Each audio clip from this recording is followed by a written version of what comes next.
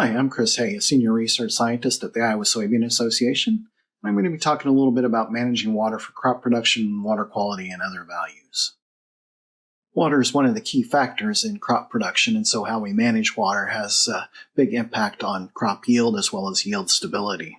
If we look at irrigation as one example of water management, there have been big changes in the way that irrigation water is managed and applied as we've moved from surface irrigation to sprinkler irrigation to low energy systems and now subsurface drip becoming a more popular form of irrigation. However, if we look at Iowa and the Midwest, where subsurface or tile drainage is the main form of water management, we don't see as much change in how water has been managed over time. Although there have been changes in pipe materials and advances in how we design and install drainage systems, the actual way that we drain water hasn't really changed. That whenever the water table rises above the drains, we drain it all away, regardless of whether we need full drainage or not. So a recent multi-state research extension and education project funded by a USDA grant that included institutions across the Midwest and North Carolina, and which Iowa Soybean Association and I were collaborators on, looked at how we might transform the way that we manage drainage water in the Midwest. That project is recently wrapped up, but a lot of the outputs from that and information in general on managing drainage water is carried on by the Conservation Drainage Network. So both transformingdrainage.org and conservationdrainage.net are great resources to look to for ideas on how we might better manage drainage water. One of the first steps towards improved management of drainage water is a practice known as controlled drainage. With controlled drainage, we use water control structures, shown there on the left, that we put into the drainage system that allow us to raise and lower the outlet elevation. And by raising and lowering that outlet elevation, we can control when and how much water we let leave the drainage system. And since we don't need full drainage at all times of the year, this allows us to adjust the drainage depending on time of the year and season and what type of drainage we need at that time. So in the spring, we would lower that outlet elevation all the way down to the drain level, let the system drain out, and then we've prepared our field for spring field operations and set ourselves up for a good establishment of that crop. Later on, then, as the crop has started to develop, we can start to put some, or raise that elevation and hold some water back that we can conserve for later on in the summer when that crop is going to be demanding more water. And so by doing that, we have the potential to actually improve yields by capturing and saving some water that otherwise would drain away. Then, as we get near harvest, if we need some additional drainage, we can open the system up again and let it drain out, but in many cases we won't need to do that. And then certainly over the non-growing season, at that point we don't need drainage, and so we can raise that outlet elevation usually up to within a foot of the swell surface and hold back as much water as possible. And by doing that, we also hold back the nutrients that would otherwise leave with that water, and so we positively benefit water quality by doing that. As an example of the potential benefit for crop yield from controlled drainage, this figure shows some data from that Transforming Drainage project that looked at this practice across a number of states. And what we're looking at here is corn yield change on the left, or the vertical y-axis, and then a measure of relative wetness or dryness on the x-axis. And so to the right of that zero line is relatively drier conditions, and then to the left is relatively wetter conditions.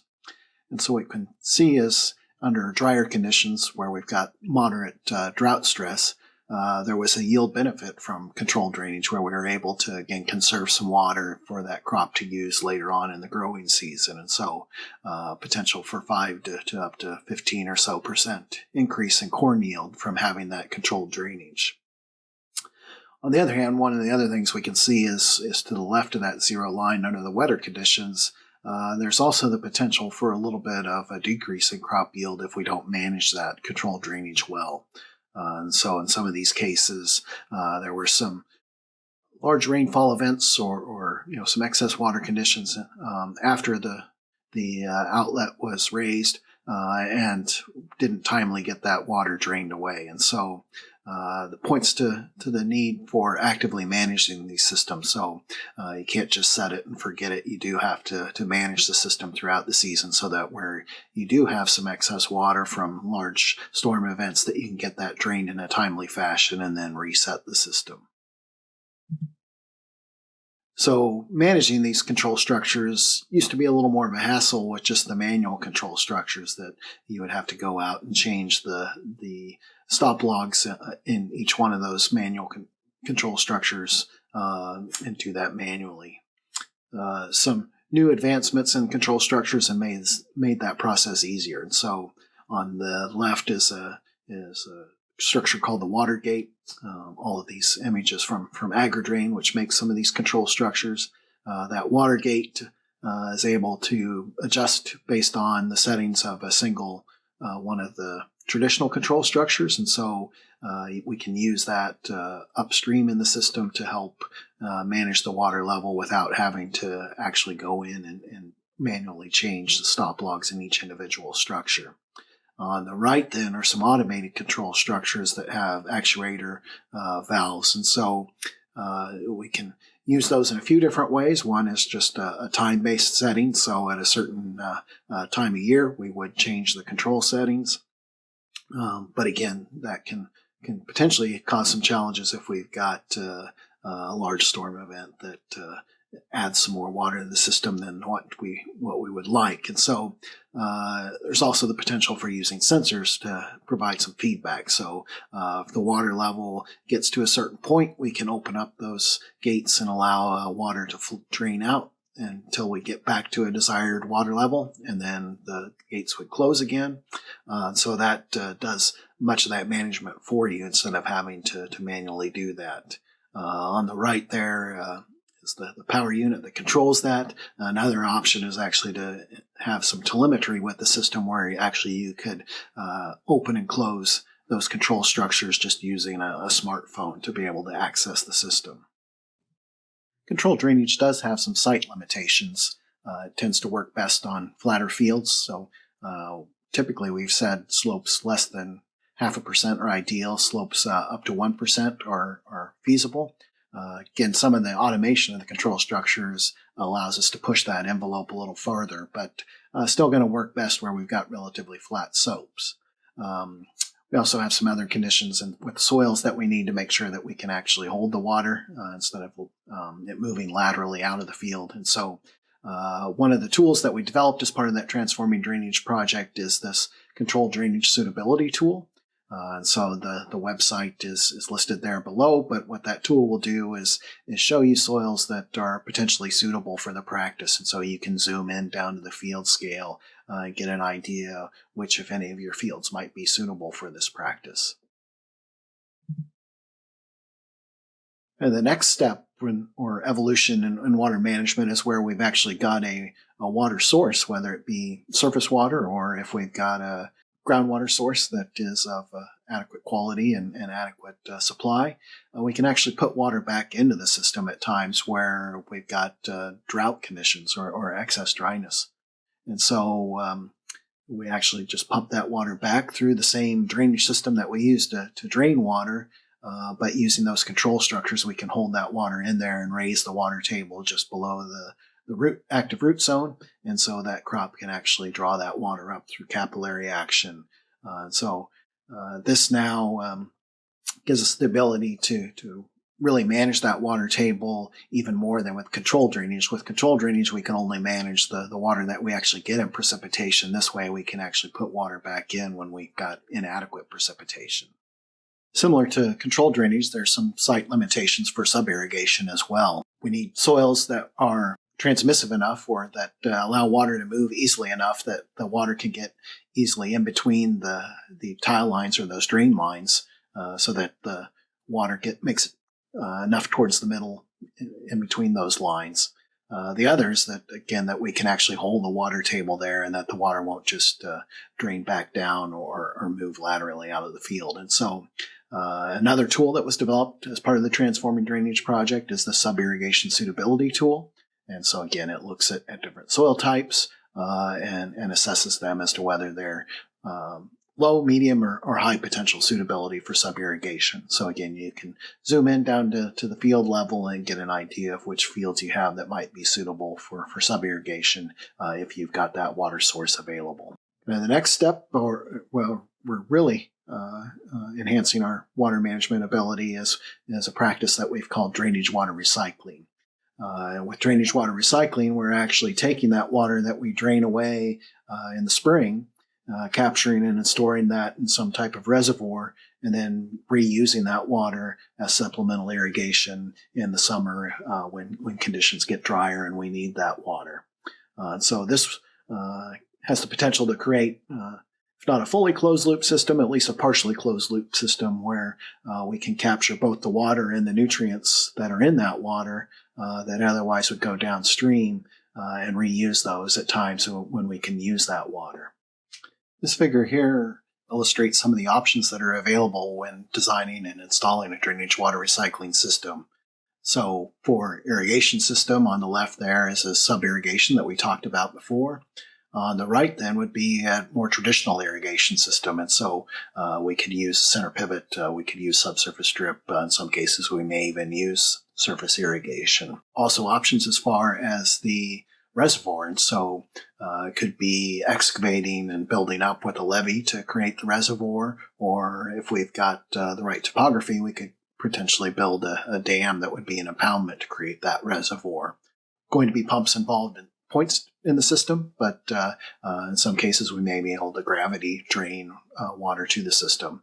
So really, as long as there is a spot available for the storage reservoir, generally we can engineer a way to create that into a drainage water recycling system. As you would expect, drainage water recycling increases yield by having that supplemental irrigation at times when conditions are water short. So these are average yield increases across a number of states, again, from that Transforming Drainage Project.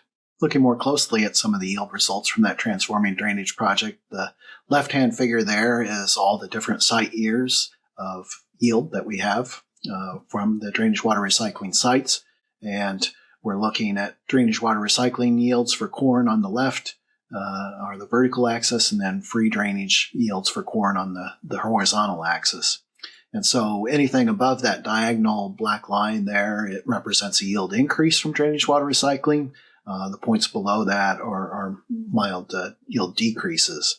One of the things that this figure shows is that some of those sites where we've got yield decreases were sites where the soils weren't necessarily the most suitable for sub-irrigation, which was used in all of these locations. One example of that is if we look at the couple of the Ohio sites, the Defiance, Ohio site with the blue diamonds, and then the Fulton, Ohio site with the orange squares. The Defiance, Ohio site is very heavy clay soils, and again, it was difficult for the water to move laterally and get in between the drain lines, and so that had an impact on yield.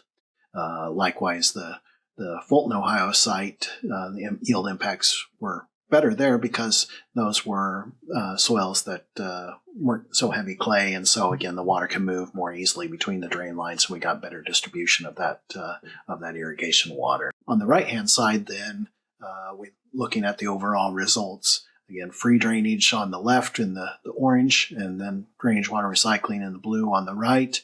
The dots there represent the average yields, and so we can see that the average yields for drainage water recycling sites were greater than those for free drainage. And then if we look at the height of the whisker bars and the boxes themselves, we can see that the variation in yield was less with drainage water recycling. So we've got greater yields, but we've also got better yield stability or less variability in our yields. More recently, in a project working with Iowa State University, we've been able to monitor a drainage water recycling site just outside of Story City, Iowa. This was a site that was installed by the producers on their own. They installed it back in 2015. The field there, you can see there's a 60-acre center pivot irrigated section where you've got the arc of the center pivot. The other shaded portion then is part of the same field, so it's very similar, same soils, the same management then, and so it gives us a good control and treatment comparison for that drainage water recycling. We were able to confirm that by looking at yields prior to the installation of the drainage water recycling, and the yields were basically the same in both sections. And so, again, gives us a good control treatment setup for that site. So looking at the yield impacts of drainage water recycling at this site, here the green bars are the rain-fed portion of the field, and the blue bars are the irrigated part of the field from the drainage water recycling. Overall, there was a 36 bushel per acre increase in yield from the drainage water recycling. If we look a little closer, we see that there was a big impact, a big yield boost in 2017 from the drainage water recycling, a little more moderate yield increases in 2016 and 2021. In 2018, yields were basically about the same. In 2019, they actually didn't apply any irrigation water because they didn't really think they needed it. And then in 2020, there was the derecho that damaged the irrigation system, and so we didn't include that year. But this is probably what we would expect to see in Iowa, where there's going to be years of very big impacts of drainage water recycling, those very dry years. In other years, the yield increases will be a little more moderate, and then some years where there's little yield increase, or even years where we really just don't need to irrigate at all. So to get a better idea of what the results might look like over a longer time period, we worked with a crop modeler at Iowa State University, and using the AppSim model, which models crop development and the impacts of different factors on that crop development. We used a time period of 1980 to 2019, ran the model for continuous corn because corn was the data that we had to work with. We used a couple different scenarios, one using historical weather over that 1980 to 2019 period using data from the environmental mesonet. Then we also looked at a projection scenario, and so looked at if trends of greater precipitation in the spring and more potential for extended droughts in the summer, if that trend were to continue, what that might look like. And so we used 15% greater precipitation in the spring and 15% less in the summer. And then we're able to fit that model using the data from the Story City site. Using that model, we were then able to look at how different amounts of irrigation water availability would impact the yield benefit from drainage water recycling. And so with a irrigation availability of 4 inches, we saw about a 19 bushel per acre increase under the baseline or the historic weather conditions. With that projected condition, again, wetter in the spring, drier in the summer, we saw about a 23 bushel per acre increase. If we have a little more water available, 6 inches, we see a bump up in that yield benefit. But once we move to unlimited, there wasn't as much change in the yield benefit. So it looks like somewhere around 6 inches was enough to maximize the yield benefit for drainage water recycling in Iowa, although there's still quite a benefit just from 4 inches as well. Then to look at the potential economic impact of drainage water recycling, we used a couple of different corn price models. This corn price model B here is using corn prices since 2000. We also built into that model that in dry years or drought years, when corn prices are likely to be higher, is also when we're most likely to see the benefits of drainage water recycling. And so those two will aid each other in increasing the potential profit from the system. So under those baseline or historic conditions, just a slight loss per acre for both 4 inches and 6 inches, but we start to break even with an unlimited water supply. But again, with conditions where we look at drier summers, then we start to see a profit from having that drainage water recycling system. A few things to note here. One is this didn't include the storage, but one of the other things that is potential is because of the water quality benefit that comes with drainage water recycling. Again, we're capturing those nutrients that would otherwise leave with the water downstream. There is that downstream water quality benefit. So as we continue to evaluate this practice, there may be opportunities that through cost share or other programs where we may be able to pair that public benefit of downstream water quality to help pay for these systems, along with the benefit to the farmer from that increased yield from the irrigation. So if we can continue to develop these systems and figure out how to best manage them so that we get as much potential benefit from that irrigation system and then pair that with the downstream water quality benefit, we may be able to come up with ways to incentivize these systems. Through the Transforming Drainage project, we've learned quite a bit about drainage water recycling, but it is still an emerging practice, and so there's quite a bit more that we still need to learn to reap the maximum benefits from these systems, both for crop production and water quality. And so among those, we continue to need more monitored field sites. We are developing some new sites in Iowa, so 2 new sites that will start functioning this growing season, and so that will give us some more data about the potential for this practice in Iowa. Still need to get a better understanding of how much water we can capture and reuse as irrigation, so how much drainage water can we capture and be able to store in different locations. Then how do we maximize the productivity and profitability, and designing and managing systems to accomplish that. We need a better handle on what the water quality impacts are. Again, that may help in helping develop programs to help finance these systems. And then how do we design and manage the systems to provide other benefits as well as avoid unintended consequences? So benefits like habitat, for instance. For folks interested in drainage water recycling, another tool that we've developed as part of the Transforming Drainage project is a tool we call Edward. And Edward allows you to look at different storage reservoir sizes, and so it gives you some idea of what the potential amount of irrigation water you could store and reuse, and then also what the potential water quality benefits are for that. So it gives you a chance to kind of play around with some different reservoir sizes and see what that potential impact might be. Working with NRCS, we were able to adapt one of their conservation practice standards to include what we call drainage tailwater recovery, but basically the same thing as drainage water recycling. So at some point there may be the potential to get this practice funded through EQIP funding. There's also the potential for funding at the state level through the Iowa Department of Ag and Land Stewardship. And so especially for the storage, there may be some potential to help get some assistance with paying for that as part of a drainage water recycling system. Finally, there are a few edge of field practices that don't have any real impact on crop production and therefore profitability, but they do have a big impact on downstream water quality. So there are cost share programs to help pay for these practices. And so we'll take a look at what those practices are. First of those practices is nutrient removal wetlands. And so this is a great practice for low productivity areas where there isn't good crop production to begin with. And so if we can convert that into a treatment wetland and we can direct and capture drainage water into that wetland, then processes within the wetland will remove much of that nitrate nitrogen. And so we've got better quality water flowing downstream from there. These are designed to treat the drainage from several hundred to a few thousand acres. And so, again, it's a great practice to be able to treat the drainage water from a fairly large drainage area. Moving to more of the field scale, the next practice is what we call saturated buffers.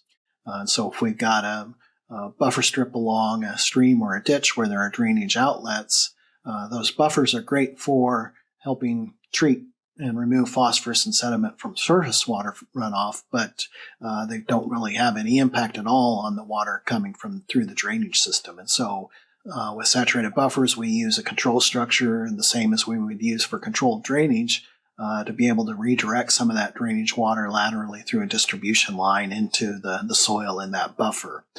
We design them in such a way that we don't negatively impact drainage back into the field, but that we can raise the water table within the buffer and allow that water to seep out into the buffer soil. And as it does so, then bacteria feeding on the organic matter in that soil will convert nitrate nitrogen in that drainage water into nitrogen gas that seeps back out to the atmosphere.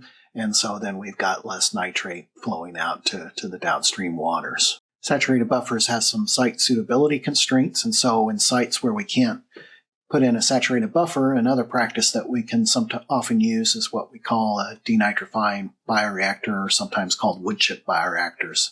In this case, we direct drainage water into an excavated trench that we fill with wood chips, And similar to in saturated buffers, bacteria that are feeding on the carbon in those wood chips will convert the nitrate nitrogen into nitrogen gas that again seeps back out to the atmosphere. And so then we've got less nitrate flowing downstream. Similar to saturated buffers, we use control structures again to direct that drainage water into the bioreactor and then to allow for bypass at times when needed so that we don't negatively impact drainage back into the field. If we look at the performance of these practices in the context of the Iowa nutrient reduction strategy, where we're looking at nitrogen load reduction as a percentage here with the 41% goal for nitrogen indicated by the dashed line, we can start to see why there's so much interest in promoting these practices, because these edge of field practices are some of the best performing practices that we have within the Iowa nutrient reduction strategy toolkit,